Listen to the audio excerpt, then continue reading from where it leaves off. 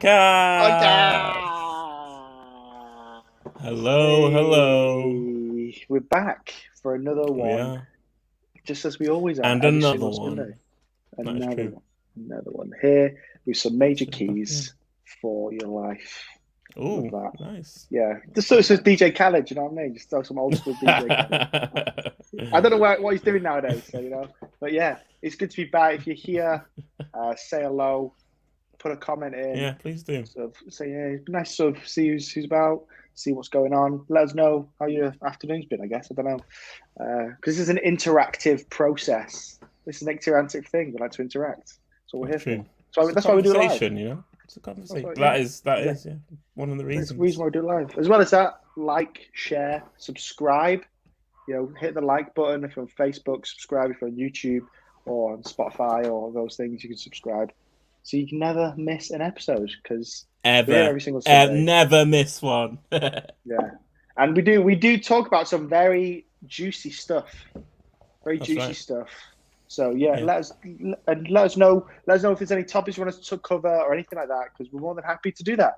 But yeah, it's happy days, man. It's happy days. So Warner, start off how we always do. What's going on? How was your week? What's the crack? Hey, my week, mate.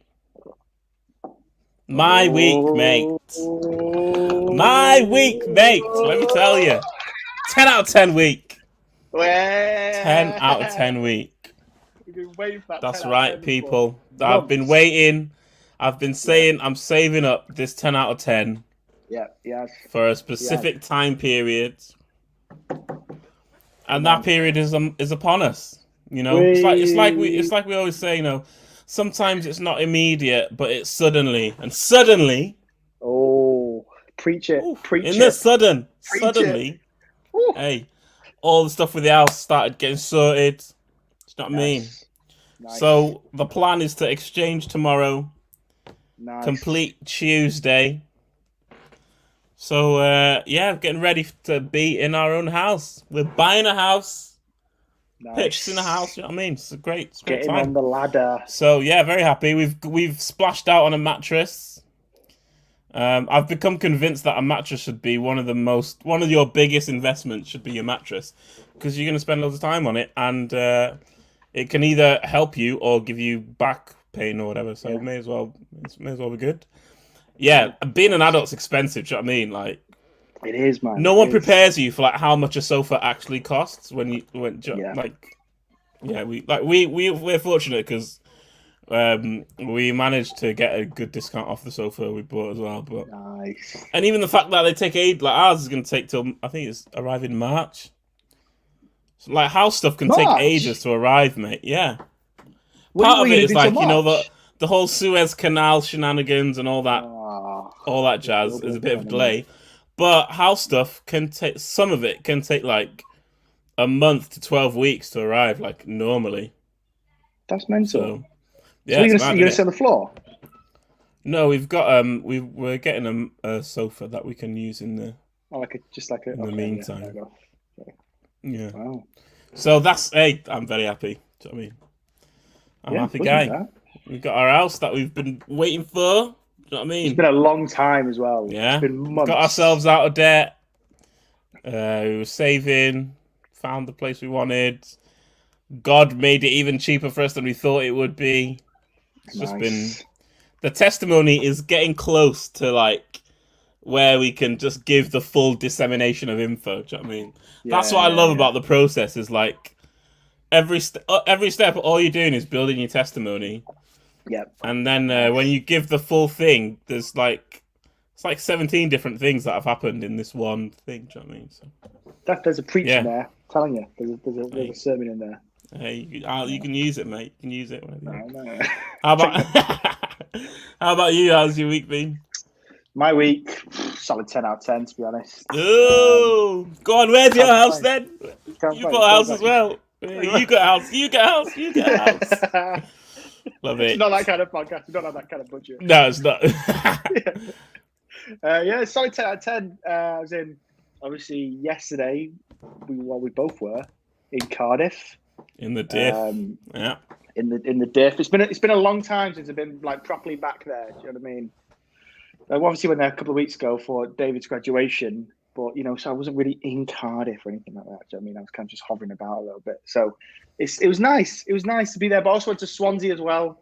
I think it's the first time I've ever been to Swansea, and I Oh, all visited right. some Well, beaches. what's your give us your general review slash recommendation of Swansea?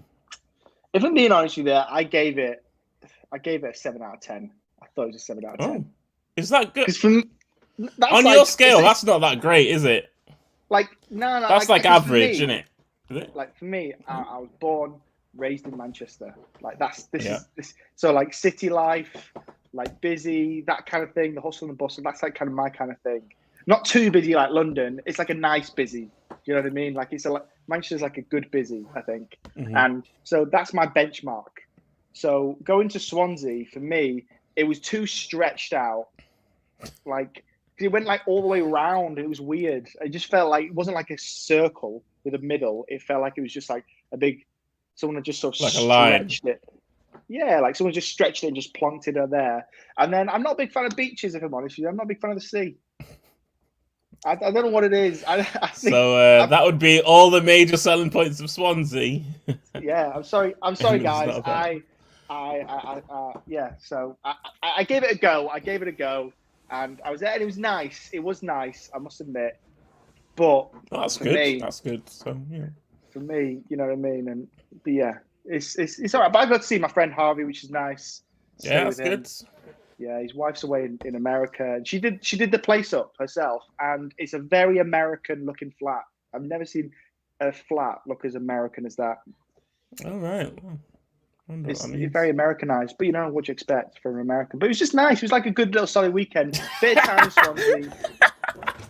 Who knew an American would make their living place look like they're American? That's what you said. That's It what just you felt like said. a movie. It felt like a movie. Do you know what I mean? So you're watching like an American movie. Like I was in this place, just like this feels like I'm in like an American, stereotypical sort of American Like How I kind of Met like Your Mother. young adult kind of flat. That's how when I walked in, I was like, this is weird. I feel like I'm on the set. I feel like cameras are on me. Looking at this. It's just weird. But it was good. Yeah, It was we'll a nice see you on place. Netflix in about 12 months. Yeah. That's what I'll see. But yeah, it was solid weekend. 10 out of 10. I'm happy with that. Yeah, Buzzing. good stuff. You know what I mean? Good stuff. Guys, let us Yeah. know as well how your week has been if you're watching with us live. If you're not watching live, we still would like to know. Do you know what I mean? We can give you a shout out as well. So as you're leaving your review, you can let us know how you're doing. Let us know. Let us know how your testimony's going. Whether you're in the middle of it, whether you're at the end, whether you're at the beginning. Do you know what I mean? Let us know. So this week we don't have a cool cue of the week. Cool cue of the week might in fact be dead. Fully dead. And the reason is because we have gone through a lot of them, and we are running out of the tap is dry at the moment of good questions. So we'll just carry on, and we might introduce a new segment. Cool Q might come back in a different form. It might come back in the same form. We don't know. We're just vibing. No idea. But we'd rather just crack on. You know what I mean? No, fans of the Cool Q, they're kicking off. People are happy. Hey, look. Right, okay, no, this is what I'll say. Somebody, if you could go online or if in your head, think of like a good solid list of good questions we could ask, please send this to us because we are struggling. We cannot we got no more. We've done the good and ones. a lot of it is we're getting the same ones, but just different variations. Exactly. Which it's not great especially for those who are regular listeners. We want to zhuzh it up. You know what I mean? Exactly. Variety is the spice of life, as they say. Amen.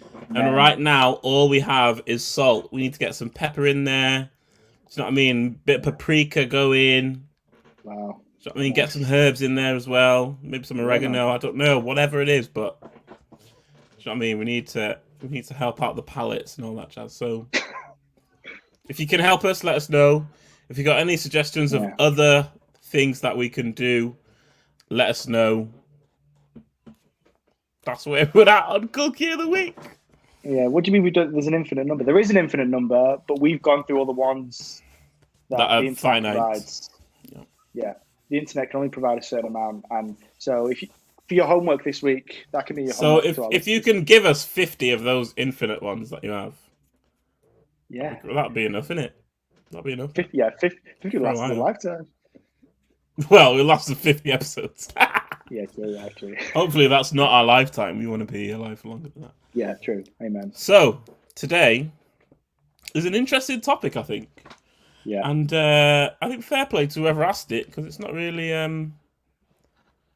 something we talk about that much, I don't think. Yeah. In the general realm of church meetings and stuff and discussions. So the question was, is Jesus in the Old Testament? And if so, how? What does that mean? Because obviously, we know that he was born at a certain point in time. And it's a very layered answer. That's the best way of putting it. It's a layered answer. And it will seem a little bit, well, not necessarily, depends who you are. It might seem a bit like heady, do you know what I mean? Like, oh, this is very theological. But it is important, and we'll reveal why it's important towards the end. Ooh, you know what I mean? nice. To incentivize you to stay on. Yeah, exactly. So there is a reason why it's super important for us to know this. And so we're just going to dive into it, see how it goes. So there are kind of a few different ways that we categorize God appearing. That's how I'll start it. So the first one is a theophany, so God appearing, and that is basically means God appearing at some point. So whenever God is appearing in the Bible, that is a theophany. Christophany is an appearance or non-physical manifestation of Christ, Jesus. So Christophany is about Jesus slash Christ, obviously. Theophany, God appearing, Christ appearing. Those are like the two bigger breakdowns. And generally, well, traditionally, the Christophany was would mainly refer to post-resurrection appearances of Jesus. Which we'll have a look at some throughout. But as our revelation and understanding of the Bible has increased, there are also some Christophany, theophany type vibes in the Old Testament as well. So in the Old Testament, it's generally you'll get loads of theophanies, not a lot of Christophanies, and not every theophany is a Christophany. Now that might be a bit confusing, but what that means is in the Bible, as you would expect, because it's a story about God, there are lots of times God appears. There are only certain times when God appearing is also Jesus appearing. That's what that means. And so the way that I would explain it, hopefully it's not pedantic, but it could be pedantic, is that Jesus doesn't appear in the Old Testament in the way that we know Jesus as Jesus, because Jesus is the Son of God becoming human at that time when the miracle of God and human becoming the same being. That's Jesus. But we do see the Son of God, the Logos, the Word, active, and that might be slightly incorrect, but I think it's correct. I'll get told in the comments if it's not. And I think it is a good way of differentiating it, because the Son, we can kind of have an impression of like, oh, everything was bad till Jesus arrived. When really, like, Jesus, the Son of God, has been active throughout the whole thing. Do you know what I mean? It's not like, oh, we've got this massive void. The Son of God's just chilling while like God the Father's doing all this stuff, and then he comes as Jesus. Like that's when the Son of God starts doing stuff. And the Son of God's been active throughout the whole thing. He was there at the beginning, and he entered time, space, physical realm as a man in that miracle event happening. And don't think about it too much, because that's one of the things that we can't explain, how fully God can be fully man and stay fully God and fully man at the same time, and even now in heaven is fully God and fully man. We can't do it, but that's what happened. So yes, Jesus was in the Old Testament, but it wasn't Jesus, the human being who was born in Nazareth, etc. It's the Son of God. Just to answer the actual question up front. So, some examples of theophanies that we have. Genesis 3:8. I'm not going to read any out because there's quite a few, so I'm just going to list them. Genesis 3:8, which is God walking in the garden. That was an appearance and a manifestation of God, where they knew that this. Do you know what I mean? This is God's GPS route right now. This is where God's working. Genesis 18:1-21, and which is where God meets Abraham. Yeah. And it talks about the three men. They meet Abraham. Yeah. And slightly later, God's like, should I tell Abraham about what I'm thinking of doing? That's slightly later. Abraham makes him a meal as well. All that jazz. That was theophany, God appearing. Genesis 16:7-13, which was when Hagar ran away because Sarai got annoyed with her and kicked her out of house and home. So the angel of the Lord appeared to her, said, hey, it's going to be okay, prophesied to her, blessed her, and then she went back. Christophanies. Here's some classic Christophanies for you guys. John 20 and 21, basically. Basically, those two chapters, they're all about Jesus interacting with his disciples and different people post-resurrection. And this is him. He was physically there in the real. So you've got him appearing to Mary Magdalene. That's the very first person that he appeared to when she went to the tomb. Yeah. And he was speaking with her. She didn't recognize him at first. And then she slowly started clocking on, oh my gosh, I think this is Jesus. And then we get to... there's also where he meets the disciples when they're in the room. And then slightly later, when Thomas arrives there, because he was I don't know whether it was late or what he was doing, but Thomas arrived and the disciples were trying to tell him Jesus has appeared. He didn't believe them. Jesus appears, and that's the story of where Jesus says, here are my holes in my hands, put your fingers through, and Thomas does. And then you also have Jesus making breakfast a bit later on, and then that's where he tells them about put your fish, put the net on the other side of the boat, mirroring the other miracle he did before. They get the fish, they're happy. Peter swims over to him, etc., etc. Obviously, you've got Acts 2, and then one of the kind of bigger ones that we probably talk about the most is Acts 9, when he appears to Saul then. So here he appeared not in a physical way as he appeared with the disciples previously. It was it was physical manifestation / vision / do you know what I mean? It's a miracle. It was a miracle. He appeared to Saul, saw him. Everyone else just saw like this crazy blinding light. And so that was an appearance of Jesus. And then there's just a bunch of different examples. There's one in Zechariah where it talks about the angel of the Lord. And so, that is one of the ways that we kind of talk about God appearing in the Bible. And obviously the question is, does Jesus appear in the Old Testament? And Jesus appearing in the Bible. And so, as I said, not every God appearance in the Bible, theophany, is a Jesus appearance, Christ appearance, theophany. But sometimes they are, and sometimes the line is a little bit like, I don't know. It could be only one, could be both, could be a bit of both. Yeah. And so, but here's one that the general consensus is that most of the times this happens in the Bible Yeah. is a Christophany, is the Son of God manifesting himself Yeah. to speak with, interact with humanity in some way.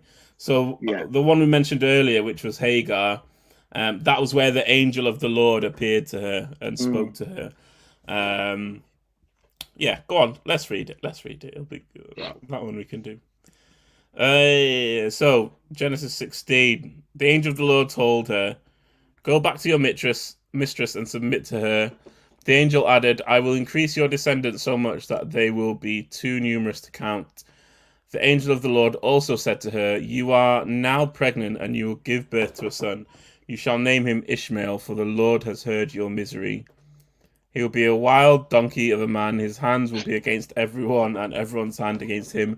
He will live in hostility towards all his brothers." She gave this name to the Lord who spoke to her. "You are the God who sees me," for she said, "I have now seen the one who sees me." So here we see quite clearly the way that this interaction goes. Yeah. And one of the things, which is just a general kind of principle of how interactions between people and angels go, for example, is that oftentimes angels will always stop people from giving worship to them in some way. Do you know what I mean? Yeah.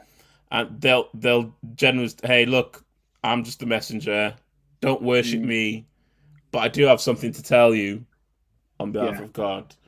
Whereas many times when you see the angel of the Lord, the angel of the Lord oftentimes will speak in the way that this speech is here. So, for example, an angel wouldn't say, "I will increase your descendants," and a lot of times the angel will say, "God, Father." Do you know what I mean? So the angel of the Lord is very direct in the way that he speaks with people, and in speaking as if he is God going to do these things. And oftentimes when people ascribe worship to him, he doesn't say, "Hey, I'm just the angel. Don't worship me." Because she gives this name to him. "You are the God who sees me." That's what she's saying to the angel of the Lord, and he accepts that. And so that's one of the discussion elements, is that people kind of that's why sometimes you can read something and think this seems a bit contradictory in the Bible, but really what it is something that is being revealed to us. And so in that same way, you could read that and say, why is she saying to this angel that it's God? But actually what it's doing is it's showing us that even God was involved in the situation, and it reveals to us something about God as well. So yeah, that's what we have there. And a lot of times God will also just speak to people, but not always manifestations. So you have the bush. These are theophanies. Would also be for example, the pillars of fire and smoke. Those would be manifestations of God in our physical realm, etc., etc. One of the bigger kind of debates about whether it is a Christophany or a theophany or a type or all of the above, we'll get to types, that was a little teaser, is Melchizedek, which we've spoken about before. But Melchizedek is someone who basically only appears once in the whole story of the Bible, as far as in the story, but he's really important. One of the most important figures in the Bible is Melchizedek, and one of the reasons for that, which we did the podcast on a while ago, but just to summarize, Jesus is a priest in the order of Melchizedek. And so what that means is Jesus is like Melchizedek, and so the priesthood isn't the same as the Levites and the Jewish priesthood, even though that's part of our heritage. That's not what Jesus's priesthood is like. It's like Melchizedek. And, there are things like, Melchizedek didn't have any origin and different things about how he came to be and whether he was seen again. He was the king of peace and all these things that Abraham gave him a tenth out of what he had. And then Melchizedek gave him bread and wine. That's the first time in the Bible that we see bread and wine being given. And so the general thought consensus is that Melchizedek is a Christophany as well as a theophany. It is a manifestation of the Son of God being in the world, as well as obviously God being in the world, but also, as we'll get on later, can be a type of Jesus as well. So that's kind of like the first half is God appears, Jesus specific appearances. Sometimes those Jesus specific appearances are really obvious, and sometimes they're not really obvious, but he's still involved in that way. Do you know what I mean? So as I said, this is one of the reasons this is important is because it shows us that the Son of God has always been active, and he didn't just he wasn't like on sabbatical like after he was involved in creation and was just waiting his turn until he needed to be born as Jesus, and then now he just was doing stuff for 33 years and then ascended to heaven. He has been involved in the entire story of our world, of our relationship, and has been all throughout all of that. And it also shows God's faithfulness and consistency in what he is doing. God is a very consistent God, and he is consistently nudging us in a direction that can help us get to him. He's not a God who wants to force himself on us, and sometimes that's the God that people want. Do you know what I mean? A lot of people say if there's a God, then he should do this, he should do this, he should do that. God doesn't want to force himself on us, and he doesn't want to do that. He's not going to do that. If he was going to do that, he would have done that already. But what he will do is reveal himself, and what God does is God consistently shows up. That's what him being faithful means, is that God's going to show up. You can bank on God showing up. And so what the Christophanies, Theophanies, what they mean is God's always been showing up. And the Son of God specifically has always been showing up. And what Jesus is the culmination of all that stuff. And so if you go and look at all these Christophanies, all these appearances of Christ, whether it's the Son of God, whether it's as Jesus resurrected, all of this will help you understand, give you revelation of what has Jesus actually come to do. What is Jesus like? What's his character like? What kind of things does he like? What does he not like? What's he against? What's he for? Who does he support? Who doesn't he? Do you know what I mean? Like one of the things about the angel of the Lord is that he's so consistently comes to women and helping barren women. Do you know what I mean? Like, and that's a massive theme of God. Is God is always comes to barren women and speaks life and speaks gives them the desires that they have. That's just a rough example there. So now there's also types, which is it's not as kind of hard and fast as a theophany or Christophany, appearance of God, appearance of Jesus. It's more of like this person is this person shows us something of Jesus, and it might be a really low percentage of the fullness of what Jesus will bring, but if we look at this person, this will help us understand something about Jesus. And so while it's about other people, Yeah, that's good. or Yeah. other things, those things are there. And part of the reason they're in the Bible is to help our understanding of Jesus and what Jesus means, does, will do, is doing, to all the things. So the first type of Jesus is Adam, Yeah. and the main reason for that is Adam was the first of creation, and Jesus is the first man of the new creation.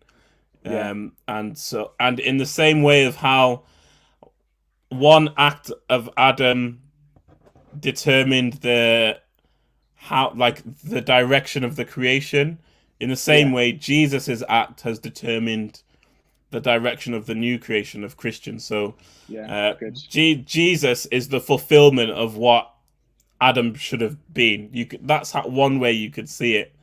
Is that Jesus came and lived life as a man in complete, perfect relationship with God.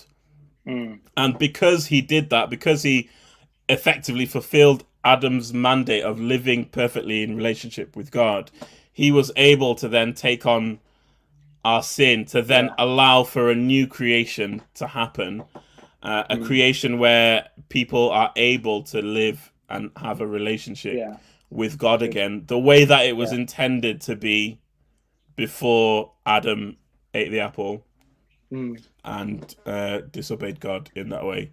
Another one is the serpent, which you see, I think the story is 2 Kings 18. And so this is when a bunch of people are ill, and there is like a serpent on a stick which is raised above the people, and the people who looked to the serpent were healed.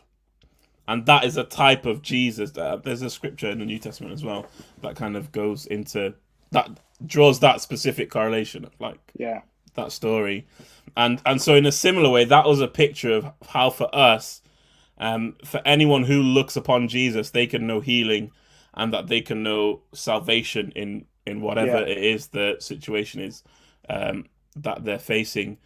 The Passover lamb. So, if you've seen the Prince of Egypt or just know the story, before the angel of death came, the people were told, kill this lamb, get its blood, put it on your door posts, whatever, and the angel of death will pass over you. That was a type. That was an example to us of what Jesus would do. That's what Jesus's blood does for us. That when we become a Christian, we are covered by the blood of Jesus, so that what should have come for us no longer comes for us. The angel of death passes over us in that sense. And then you have the atonement offering, which is that's for me, that's one of the ultimate types of Jesus. It was literally an animal that once a year the high priest would go and symbolically put the sins of the entire Israel people on this one animal, and it would be an offering that is made to atone for the sins of all those people. And that is what Jesus did. Jesus became the ultimate atonement offering for us, sin offering for us. And he didn't just take on the sin of one people group. He took on the sin of all human beings who were, are, will be, and made a way for them to be atoned, so that if they accept him, then they can have a relationship with God. And so all this it's all about how can we have a better understanding of Jesus, and how can we have a better relationship with God? How can we live more like Jesus? Because that's our ultimate goal as Christians, is to be like Jesus, because what that means is then Jesus will return. And so there's some things that we do as we become more like Jesus. So part of that is preaching the gospel, part of that is helping people, part of that is speaking truth. I mean, all that stuff. But ultimately what it's about is we become more and more like Jesus, and the end goal is Jesus will come and return, and then we will carry on in whatever eternity will look like Yeah. at that Amen. point. And so all this stuff of like types, theophany, Christophany, like what is it? All that helps us understand more about Jesus, helps us Yeah. appreciate Jesus more, and helps us know what we're a part of and what we've actually been allowed and called Yeah. into being able to be a part of. Do you know what I mean? So Yeah. knowing that Jesus, the Son of God, has been involved not just at the beginning, but in the middle, at the end. Do you know what I mean? Jesus is everywhere in the Bible, but he shows up in so many places. Yeah. Knowing that Abraham interacted with the Son of God, Yeah. and Jesus's priesthood is consistent with what he's been doing from the. Do you know what I mean? Yeah. Even the fact that the Melchizedek priesthood, Jesus's priesthood, is the original priesthood. Like that came before the law, before the Levites. Like that gives a bigger, broader appreciation of what Jesus does for us, of what it means for us. Yeah. And also helps us to appreciate that we can live, Yeah. as the word was brought today, we can live in the everyday and know and experience life with this person. Yeah. And even in the scope of history, in the just the scope of what Jesus has achieved and done, and who he really is, like we can experience him in the day to day. Yeah. That's what that brings us to. You know what I mean? Yeah. So, as an answer to the question, yes. If you want to get super specific, no, but yes. I mean, yes is the easier way. So, what do you think, Eamon? That's quite a bit of that's a bit of a theology there, but I tried to. It's no. I tried to take it from like heady to a. Yeah. I think you did a good job of sort of simplifying it, just sort of bringing it down to sort of that basic, sort of, because it is one of those things, and with this kind of stuff, it's one of those things where your rational human brain can't really comprehend how that actually works, and you're talking about a God who lives in eternity, which is outside of time, and then is interjecting into time. So when you say Jesus wasn't in the Old Testament, but still was, but it wasn't Jesus, it's Son of God. Like it's difficult to even sort of, wrap your head around it really. But I think you did a great job. I think one of the things that I loved what you said is the fact that we have Christophanies and theophanies and types and all these different things is proof of his faithfulness. Is sort of, it's evidence that he shows up, that he's not just, as you said, sort of on this sort of hiatus. So I've done creation. I'm resting for a couple thousand years. See you in a few. I'm going to be born. I'll let God the Father sort out the out the Israelites. I'll come for the good part. Do you know what I mean? Yeah, like he's put his emails on out of office. Out of office. Any inquiries directed to the Father, that kind of. He's not like that, but he's interjecting into time, and he's showing up at different specific points, and you see that throughout Scripture. If you read the Old Testament, Warner was sort of saying that one of the Christophanies is when you see this the angel of the Lord, and when you see that just all throughout the Old Testament, just here and there, like Gideon, for instance. Gideon sort of is greeted by the angel of the Lord. It just says, "Greetings, mighty warrior," and he's like, "Hang on a sec, don't you know who I am?" All this kind of stuff, and you see this throughout the different books of the Bible in the Old Testament. You see just interjecting into time, and it's proof of his faithfulness, a proof that he shows up. And I think it was like Tony Linga used to say all the time that you can find Jesus on every page of the Bible. You can find him on every single page, whether that's a theophany, Christophany, or type, or whatever, a shadow, whatever language you want to use, that he's on every single page. And that's why we talk about looking at the Scripture from a complete point of view, from Genesis to Revelation, not just Matthew to Revelation, or Matthew, Mark, and Luke, and John specifically, or anything like that. I'll start breaking things up, but we talk about the complete work of Scripture, and everything that we talk about and everything that we do, we want to look at it from the lens and the perspective of through the lens and the perspective of Jesus, looking at it from Genesis all the way to Revelation, because he is in every single book, and he is in every single page, and he's in every single story. And some of them are harder to find than others. Some of them are harder to seek out. But ultimately, you see his faithfulness, and you see him interjecting into sort of moments in time. So and I loved it. You said that as well. I was writing notes when you said, because I was like, this is really sick. I should write notes of this. It would it all this helps us understand Jesus and who he is and everything like that, but helps us appreciate as well what we're a part of and what he allows us into. And that's such a thing. I think Ezekiel said it to me not long ago. He was like, it's a privilege to be part of his church. And I was like, oh my gosh. I was like, that's good. Like, for me, it's so simple, and it's such a, but like, it just hit me. I was just like, oh my days. Like, I was like, I couldn't, but it's that appreciation. And once you see him interjecting into certain points, you were talking about it before, when people, like when women are barren, for instance, and then just rocks up and sorts something out, or, with Gideon, where sort of he strengthens him and commissions him to go and do what he did and everything like this. It's incredible to see his faithfulness and to see how much he cares and how much he interjects into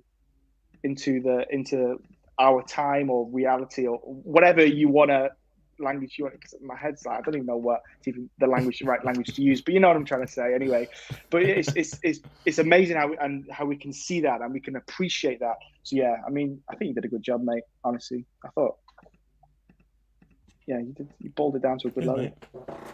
Yeah. And so if you've got any more questions, please direct them to Ezekiel Shemember. That's where I'll leave it. That's good. Yeah. Or your local theological. Yeah, these are like, slightly. These are. I don't know if you'd say they're advanced theological ideas or. Yeah, I mean, this is classroom type stuff that you. Yeah, it's difficult stuff, and like, so if you've got any questions, honestly, 100% direct to Ezekiel. He's the best person to ask. But put it in the comments. Put it in the reviews, and I can say that because I'd ask him my questions. So yeah, you may as well ask. You can go direct as well. Yeah. Cut out the middleman. Cut out, because we'll just ask him. So just cut out the middleman and go straight to. But yeah. Any questions you have, honestly, just put it in the comments. Things like that. We'll try answer them. Again, just remember that some of this stuff is like way beyond our rational human thinking, so it can be a bit difficult. If there's any other topics that you want us to look at as well, put it in the comments. Things like that. We'd love to talk it. Whether it's difficult, whether it's one of these kind of questions where it's a bit theological, it's a bit sort of heavy, or whether it's something just like, tell me a little bit more about what it means to be a new creation. I don't know, just kids are so mad. So even if it's something like that, we're happy to do both, because that's what we're here for. We're here to help you, to serve you, to do all that kind of stuff. So yeah, everyone in the comments, say big thanks to Warner, because he did a great job. Thanks, mate. You smashed it. Thank you. Appreciate it. And yeah, I guess we'll see you next week, same time, same place, 6 p.m. Do another topic. Don't know what I'm doing yet, but we'll work it out. Yeah, we will. So, thanks so much, guys. Have a good week. Bye. Bye.